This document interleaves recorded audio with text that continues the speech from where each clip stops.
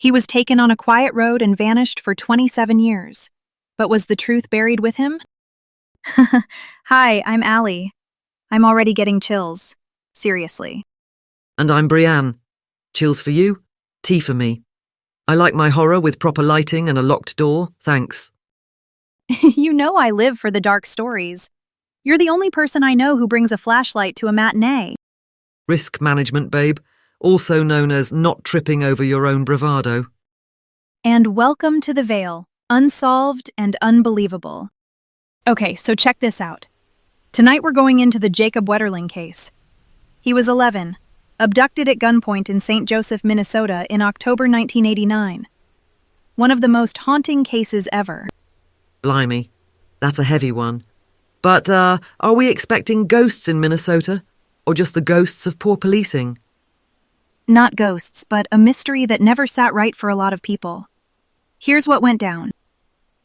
October 1989. It's just after 9 p.m. Jacob Wetterling is biking home with his younger brother Trevor and their friend Aaron. A masked man steps out on that quiet road, brandishes a handgun, orders them to throw their bikes into a ditch and lie face down. He asks their ages, makes them show their faces, and then he takes Jacob. The other two boys are told to run and not look back or they'll be shot. The search that followed was massive. Local police, the FBI, the National Guard, volunteers, and thousands of tips. The community rallied, and Jacob's parents formed the Jacob Wetterling Foundation a few months later, which eventually became the Jacob Wetterling Resource Center, with a Bridge of Hope near St. Cloud named in his honor. This case reshaped how we talk about child safety in America. Investigators questioned Danny James Heinrich in late 1989 and took a DNA sample. He was a person of interest but faced no charges. Then in 2015, a break. DNA linked Heinrich to the January 1989 kidnapping and assault of Jared Shirel, a 12-year-old about 10 miles from St. Joseph. The problem was the statute of limitations. They couldn't prosecute him for that kidnapping. So investigators pivoted. They searched Heinrich's home and found child sexual abuse material. 25 federal counts. That became leverage. In 2016, Heinrich took a plea. He pled to one federal count and in exchange led authorities to a pasture near Painesville, where Jacob's remains and clothing were recovered in September 2016, about 30 miles from the abduction site. Days later, he confessed in court, describing handcuffing Jacob, driving to a gravel pit, assaulting him, killing him, burying him, and returning about a year later to move the remains after noticing Jacob's jacket had become exposed. He said he listened to a police scanner that night to avoid law enforcement. It's devastating, and to be clear, prosecutors agreed not to charge him with the murder as part of the deal.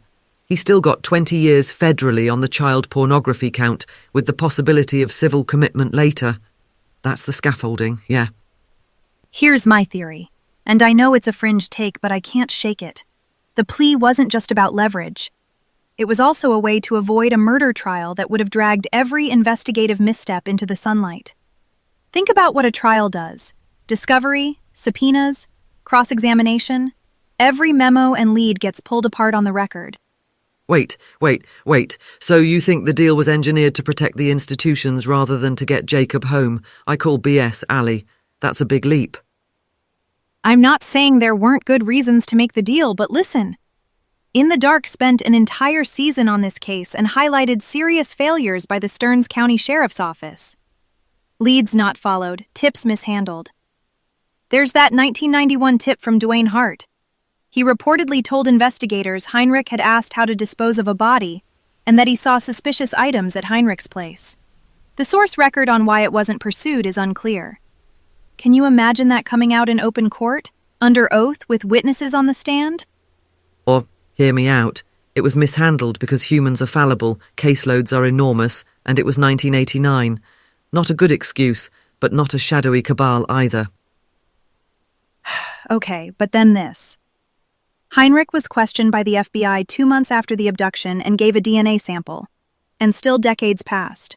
Meanwhile, there were similar attacks on boys in the Painesville area in 1986 and 1987.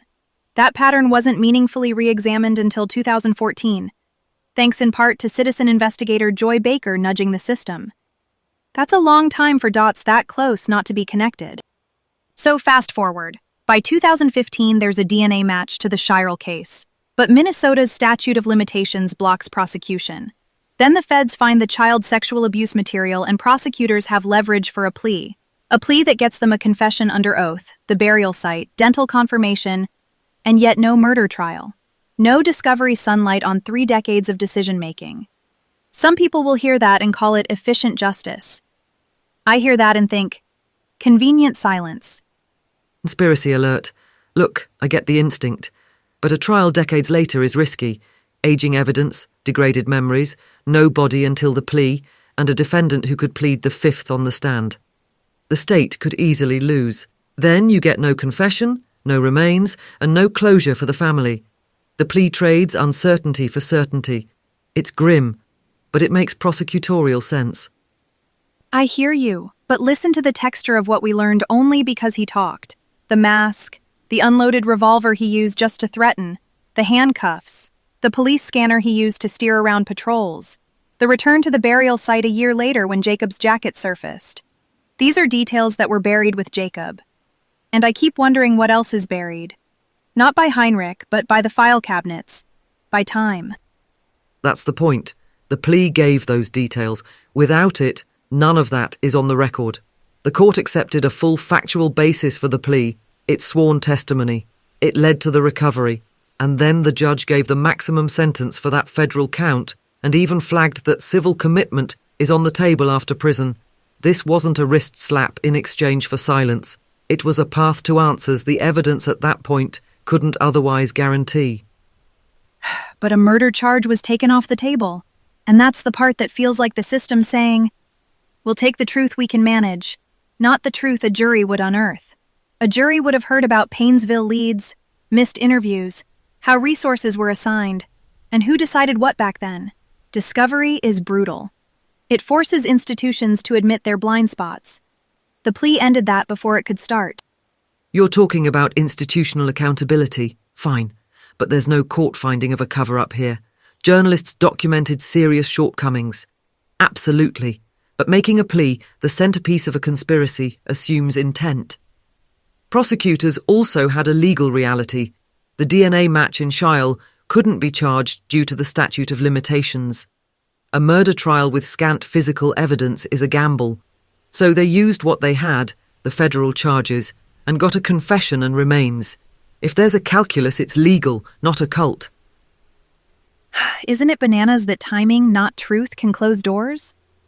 The statute of limitations shuts the Chiral prosecution, so the whole strategy shifts. That's a structural flaw. You can be right and still be blocked.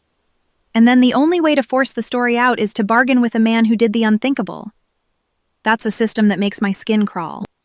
It's awful. But there's another structural piece, civil commitment. The judge even said release is unlikely because of the danger. So even if 20 years feels short compared to the horror we heard in court, the state still has a public safety backstop. Again, not pretty, but practical. All right, moving on, but not letting it go. There's also the human side of the investigation.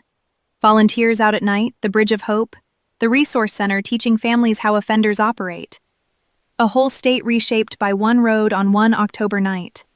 Let's move on to the heart of our argument. You say the plea protected institutions from a brutal post-mortem. I say the plea protected the truth we could actually secure. If the murder case had collapsed at trial, there'd be no confession, no remains, and the same institutions would be hammered for recklessness. Prosecutors aren't just chasing villainy. They're risk managers with very grim portfolios. And I say risk management looks a lot like reputation management, when a trial would have forced answers about why that 1991 tip wasn't pursued, why those Painesville attacks weren't connected sooner, why a person of interest identified in 1989 could drift for decades. Some of that is human error. Some of that is culture. Tell me a murder trial wouldn't have made that culture answer for itself. Would have, but at the cost of the only leverage that brought Jacob home. That's the trade. And given the constraints, I don't see malice. I see a grimly rational choice. Sorry, not sorry. And I see the windows closing before we can look in. Maybe both are true at once. Maybe that's why people still argue about it. So here's the big question that keeps me up. Do we ever truly know the full story in cases like this? Or does time always blur the edges until the truth and the record aren't quite the same thing? If you want a deep dive on the investigative side, listen to In the Dark, Season 1. It's rigorous, tough, and it will absolutely give you context for everything we just debated. Back to the facts. I'm going to clear my head with a late-night walk and, try not to imagine masked figures at every driveway. Kidding. Sort of. Making tea and binging something cheerful. Maybe a documentary about mushrooms, low stakes, high spores. Thank you for listening, for thinking hard with us, and for never stopping asking questions. Stay curious, stay kind, and keep peeking past the veil. Good night, everyone. Lock your doors, check your facts, and we'll see you next time.